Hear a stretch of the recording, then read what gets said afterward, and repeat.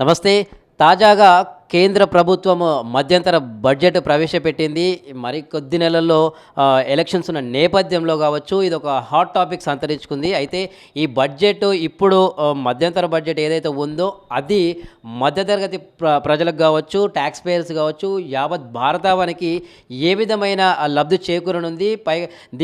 దీని ద్వారా ఏమైనా నష్టాలున్నాయా? లేక ఒక మిడిల్ క్లాస్ పర్సన్‌కి ఏ విధమైన ఉపయోగం ఉంటుంది? అసలు దీని లెక్కలు ఏ విధంగా ఉన్నాయి? తాజాగా కొంతమంది అన్నట్టు ఇది నిజంగా అంకెల గారడియా? లేకపోతే నిజంగానే లాభదాయకమా? అనేది మనతో చర్చించడానికి మనతో పాటు HCU Hyderabad central university assistant professor Krishna గారు ఉన్నారు. ఆయన్ని అడిగి మరిన్ని వివరాలు తెలుసుకుందాం. సార్ నమస్తే. నమస్తే అండి. తాజాగా కేంద్రం మధ్యంతర బడ్జెట్ ప్రవేశపెట్టింది. అయితే ఈ బడ్జెట్ కేవలం ఎన్నికల కోసమే, ఇది ఒక అంకెల గారడి అని అంటున్నారు. అసలు నిజంగా ఇది భారత ప్రజలకి ఏ విధంగా ఉపయోగపడుతుంది? అసలు ఈ బడ్జెట్ ఎందుకు, దీని ముఖ్య కారణం? ఎవరైతే అంకెల గ్యారెడ్ అన్నారో అది కనీస అవగాహన లేనటువంటి వాళ్ళే అంకెల గ్యారెడ్ అంటారంటే, ఎందుకంటే భారత ప్రభుత్వం ఈ మధ్య ప్రవేశపెట్టిన బడ్జెట్లో చాలా స్పష్టంగా ఇక్కడ యువకులు, రైతులు, మహిళలు ఎవరైతే ఉన్నారో పేద ప్రజల వర్గాలకు సంబంధించి ఈ 4 వర్గాలకు అభివృద్ధి ధ్యేయంగా ఏదైతే ప్రకటనలు చేశారో ఎక్కడ కూడా ఇది మధ్యంతర బడ్జెట్ కాబట్టి బడ్జెట్కు సంబంధించినటువంటి పూర్తి వివరాలు కూడా ప్రకటించలేదు. కానీ గత 10 ఏళ్లలో సాధించినటువంటి పురోగతి, అదేవిధంగా రాబోయే సంవత్సరాల్లో కూడా దేశం ఏ విధంగా ముందుకు తీసుకెళ్ళాలి, అదేవిధంగా వాళ్ళని ఆర్థికంగా స్వయం శక్తితో ఏ విధంగా ముందుకు తీసుకెళ్ళాలన్నటువంటి ఆలోచనలనే బడ్జెట్ పెట్టడం జరిగింది.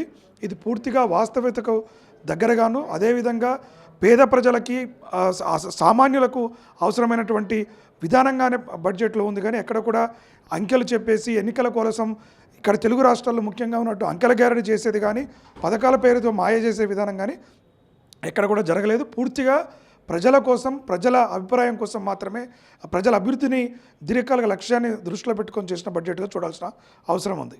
అంటే మామూలుగా బడ్జెట్ విషయంలో ట్యాక్స్‌లు ఏవైతే ఉన్నాయో, ట్యాక్స్ పేయర్స్ కావచ్చు, కొద్దిగా మోతాదు పెంచి 7 లక్షల వరకు ఒక ఉపశమనం ఇచ్చాము అని అంటున్నారు. అదే క్రమంలో కార్పొరేట్ ఎవరైతే బిజినెస్ పీపుల్ ఉంటారో వాళ్ళకి ఎక్కువ లబ్ధి చేకూర్చేలా ఉంది. కానీ పాత ట్యాక్స్ విధానం చెల్లిస్తున్న వారికి ఇది ఏమాత్రం ఉపయోగం లేదంటారు. ఏది నిజం? అది కూడా వాస్తవం లేదండి. ఇప్పుడు 7 లక్షలు 7 లక్షల వరకు ఇన్కమ్ ట్యాక్స్ లేదు.